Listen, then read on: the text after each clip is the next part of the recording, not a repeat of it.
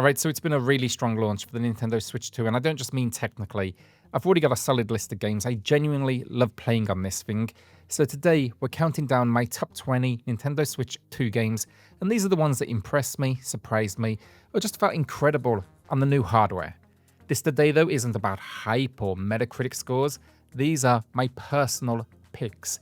And if you're wondering what's worth playing on Switch 2 right now, I think this list should have you covered. Alright, so now let me know your favourites in the comments, and if you do enjoy videos like this, subscribing, it really helps out.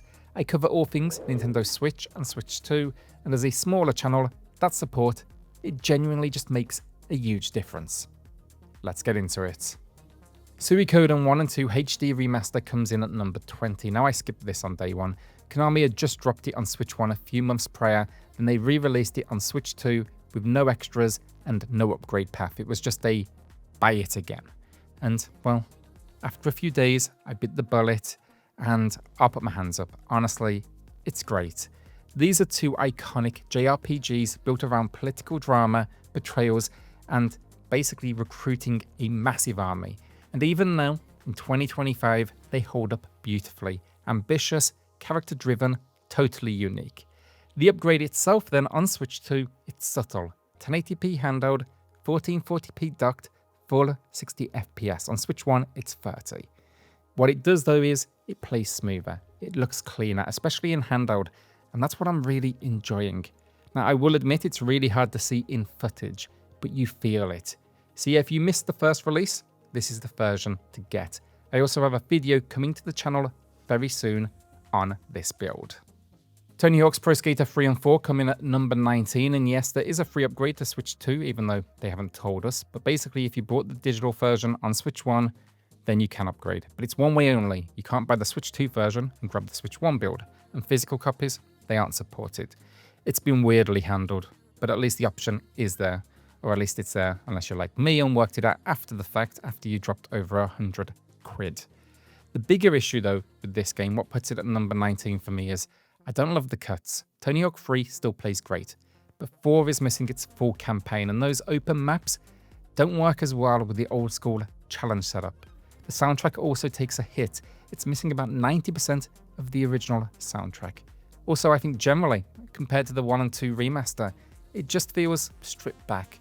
So yeah, this one, it's still fun, still worth a spin, but it's not quite the celebration I was hoping for.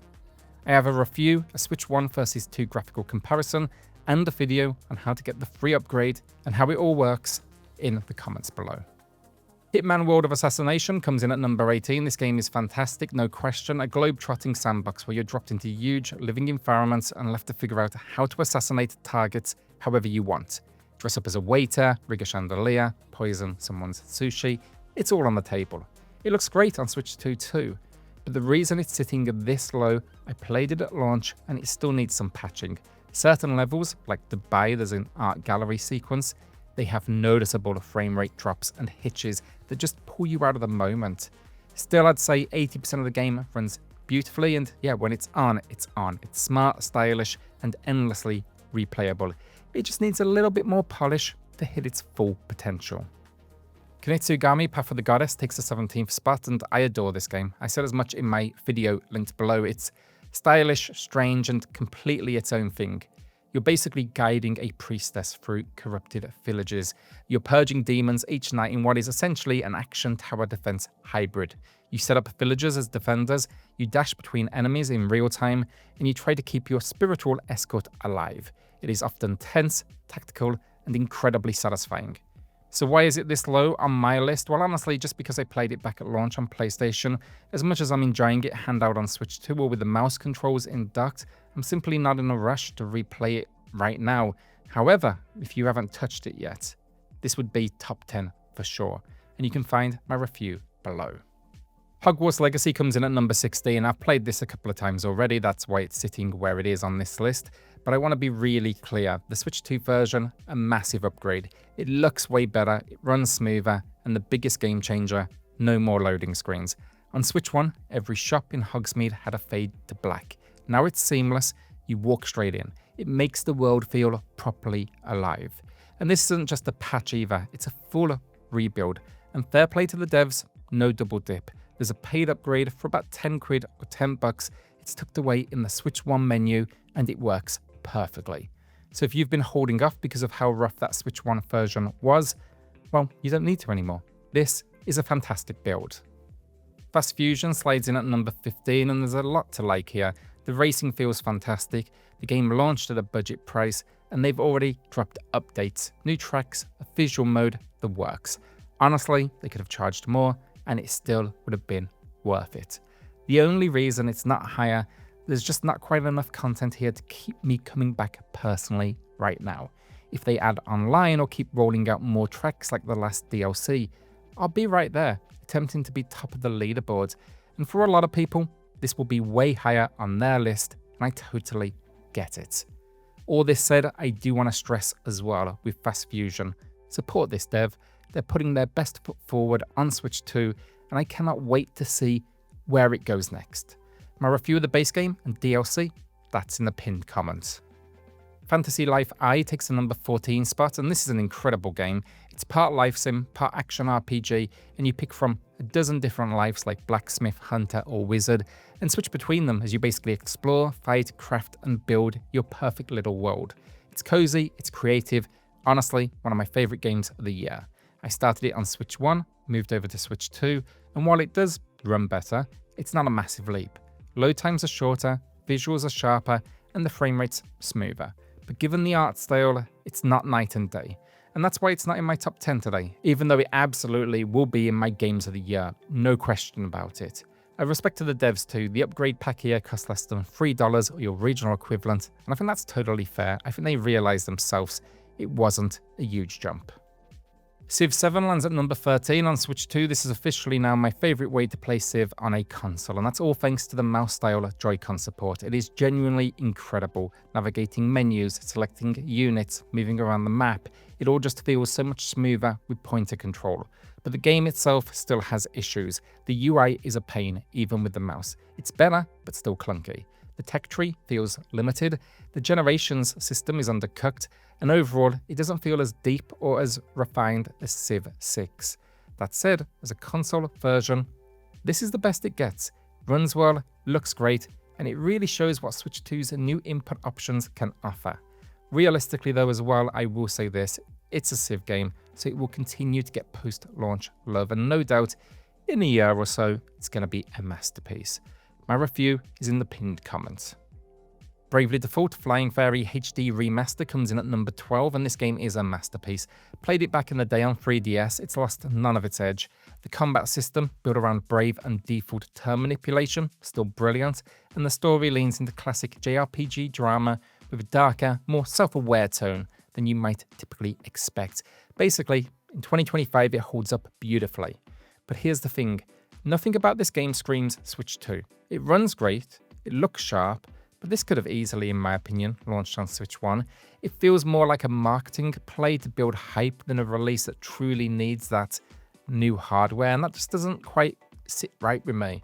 Doesn't mean it's not worth playing either, it absolutely is, but from a hardware perspective, it just feels, I don't know, a little misjudged.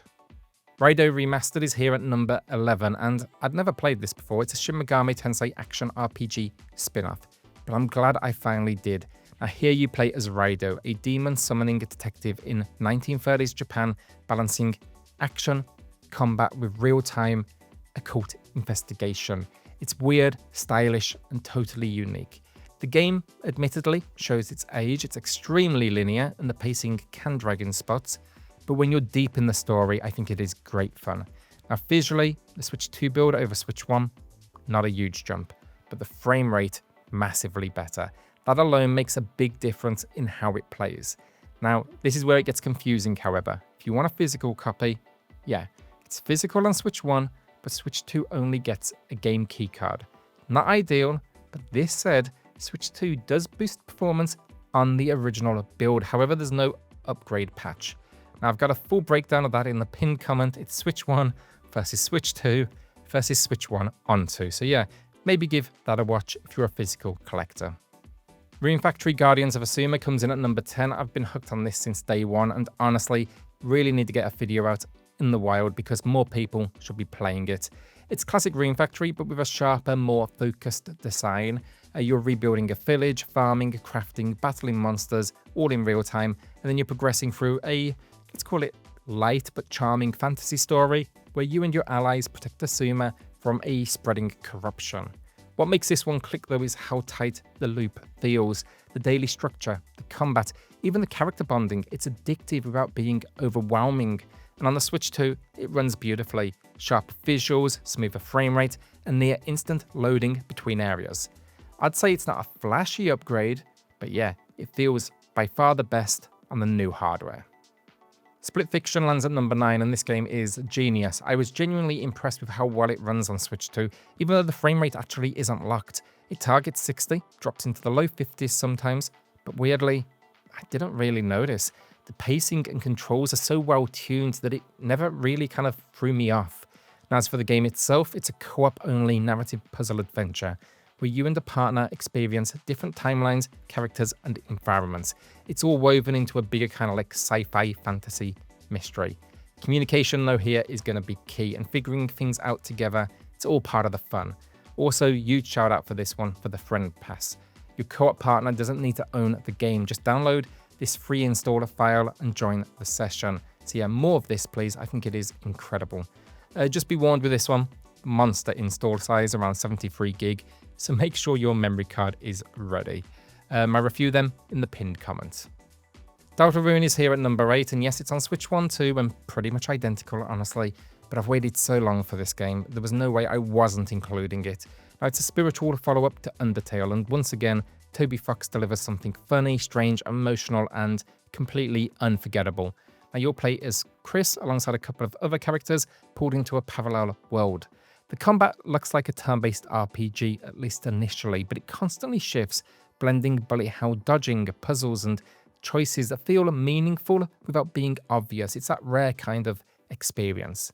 Now, when it comes to the Switch 2 build, there's actually only one exclusive piece, and that is a hidden room with a dual Joy-Con mouse challenge.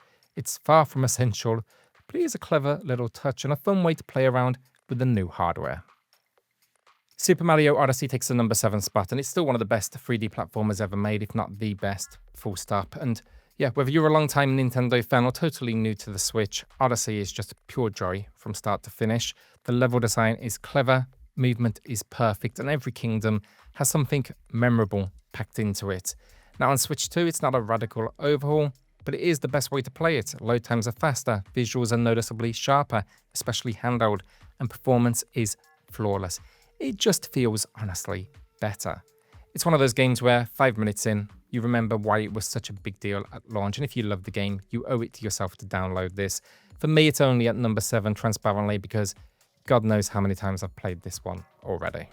No Man's Sky then lands at number 6, and this is a game changer of a Switch 2 upgrade, and, most importantly, completely free. No paid patch, no re-release, just download the update, and you're good to go. Considering how much Hello Games have already poured into this over the years, that alone earns just serious respect. And the game itself then, a massive procedurally generated universe where you can explore planets, build bases, mine resources, dogfight in space, and slowly unravel a cosmic mystery. It is part survival sim, part exploration, part chill sandbox. Basically, it is kind of whatever you make of it. But now it finally looks and runs the way it should. The resolution bump, the improved texture work, the stable frame rate all makes a huge difference, especially compared to the blurry, often chuggy experience we got on Switch 1. So if you bounced off it before, maybe because of performance or those visuals, I'd say roll the dice on this version because it really is impressive. My review is in the pinned comments. Street Fighter 6 then kicks off the top 5, and this game is incredible on Switch 2. The fact they got it looking this good on a handheld is wild. From the lighting to the character models to the speed of the action, it just pops. Visually, one of the best looking games on the system. And content wise, it is stacked. You've got World Tour mode, arcade ladders, training, online ranked, plus modern and classic control options that make it super accessible. So whether you're a veteran or jumping in fresh, it's going to cater to you. Now the weird bit though, for some reason the entire story mode runs at 30 FPS, even the fights. No idea why they did that, but that's the one blemish. Every other mode here runs at a solid 60 FPS, and that's personally what I'm here for anyway. I experienced story mode on another system. But look, if you're into fighting games and just want that online play or classic fights, maybe not the story as I said, this one is a must play. Tears of the Kingdom lands at number 4. It's a masterpiece, no question, but on Switch 1, the frame rate was rocky at best. You know, big fights, ultra hand builds, heavy weather, it all caused the dips. On Switch 2, that is gone. It runs flawlessly now, and it makes a huge difference. Exploring, gliding, or just goofing around with different builds, it all feels better when it's this smooth. There's no visual overhaul as such, but everything looks sharper thanks to the boosted resolution. Load times are faster too. And for context, Breath of the Wild got the same treatment, so if you haven't replayed that one lately, it's also well worth jumping back in. I've actually been loving that one all over again. Now, as for the new Zelda Notes feature, I'll be honest, haven't touched it. I can never be bothered with these mobile integrations. But even without that, it's by far the best way to experience this one, and it's a $10 upgrade or included with an online membership. Mario Kart World races into number 3, and this will no doubt take the number 1 spot for a lot of people, and I get it. It's kind of bored, it's packed with content, and Knockout Tour, a great twist on the classic formula. But for me, I still think Mario Kart 8 Deluxe is the better game overall. I love the ambition here, but some of the open world elements just aren't quite clicking. There's not always enough to do. There's too many stretches where you're just kind of heading in a straight line. It feels like it's almost there, but just kind of missing a few sprinkles, I guess. That said though, put me online and I'm hooked. The competitive mode is fast, it's chaotic as you'd expect, and it is replayable, even when it's frustrating as hell. I play this for like an hour or so every night. It's become my go-to way to decompress at the end of the day, much like 8 before it. Yakuza 0 punches into number 2, and this will rank much higher for me than it will for most, but I love this game, I love this series. The characters, the setting, the drama, the absolute chaos, it is all top tier. And now on Switch 2, this is officially the best way to play this masterpiece anywhere. Now, the idea you're bouncing between 2 different protagonists. They basically get dragged into a citywide real estate war in 1980s Japan. It's part gritty crime drama, part craziness and unhinged side quests, but they never miss. Performance-wise, flawless. The visuals are sharper too, except for the map, which still looks like they've been upscaled from a fax machine for some reason. But everything else here looks great. They never touch those UI elements for some reason, God knows why. There's even a new mode here, Red Light Raid, a co-op multiplayer arena where you take on waves of enemies with kind of light progression baked in. It's not huge, but it's a fun little bonus for returning fans. Cyberpunk 2077 Ultimate Edition takes the top spot, and transparently, it's not perfect. You will hit moments where the frame rate dips, especially during intense sequences. Playing this handheld, it's incredible. It genuinely runs better than what I get on my Steam Deck, and the fact that it's all here, the full base game, Phantom Liberty, and years of updates, makes it an insane value. It even supports Joy-Con mouse style controls, which feel great when aiming. Plus you get different graphical options to prioritize performance or visuals, something almost no Switch game really offers. And here's the real kicker. It's one of the few third-party titles on Switch 2 that's actually on a real cartridge. No keycard, no downloads. So massive respect to CD Projekt Red for making that happen.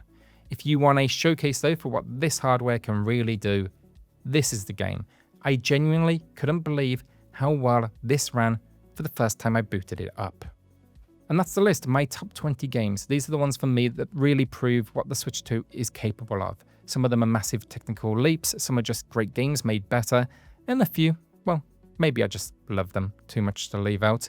Let me know what you've been playing on Switch 2 though, what's impressed you, what surprised you, or what you think I missed, because honestly, this thing's barely getting started, and this list, it'll probably change on like a monthly basis. I mean, in the next few weeks alone, we've got Donkey Kong Bonanza, Shadow Labyrinth, and a Mario Party Jamboree expansion.